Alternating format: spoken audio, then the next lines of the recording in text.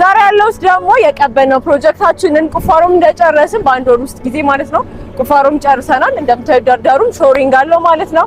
ይሄ ሳይት 1600 ካሬ ላይ ያረፈ ነው። እዚህ ላይ ከባለ 1 እስከ ባለ 4 መኝታ ፉሊ ሬዚደንሻል የሆኑ አፓርትመንቶች ነው ያሉ። እንዲሁም ደግሞ ፓርኪንግ እንደ ይሄ የምታዩት ቤዝመንት ሁለት ቤዝመንት ፓርኪንግ ነው የሚኖረው። እንዲሁም ሁለተኛና ሶስተኛ ደግሞ በደንብ ለጀስት ዴዲኬትድ የሚደረጉ ፍሎሮች ለፓርኪንጎቹ ናቸው ማለት ነው።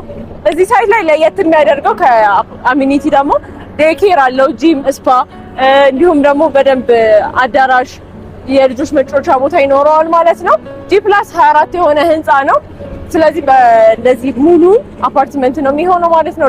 ፉሊ ሬዚደንሻል አፓርትመንት እንደምታዩት በአንድ ወር ጊዜ ውስጥ ነው ይሄንን ሙሉ 1600 ካሬ ላይ ያረፈ ቁፋሮ የጨረስ ነው። ከዚህ በኋላ ደግሞ የቤዝመንት ስራ በየሳምንቱ እየመጣሁኝ ቪዲዮ አፕዴት አደርግላችኋለሁ ማለት ነው። እንደምታውቁት ዴማ ፕሮል ስቴት በጣም በኮንስትራክሽን ፍጥነቱ ኦልሞስት በ6 ወር ጊዜ ውስጥ ሙሉ G+20 የመገንባት አቅም አላቸው ማለት ነው። ስለዚህ እሱን በአሁኑ ቪዲዮዎችን በሚቀጥለው ቪዲዮዎችን ፕሩፍ እናደርግላችኋለን ማለት ነው። አብራችሁን ቆዩ። አፓርትመንት ለመግዛት ከፈለጋችሁ ከስር በማስቀመጥላችሁ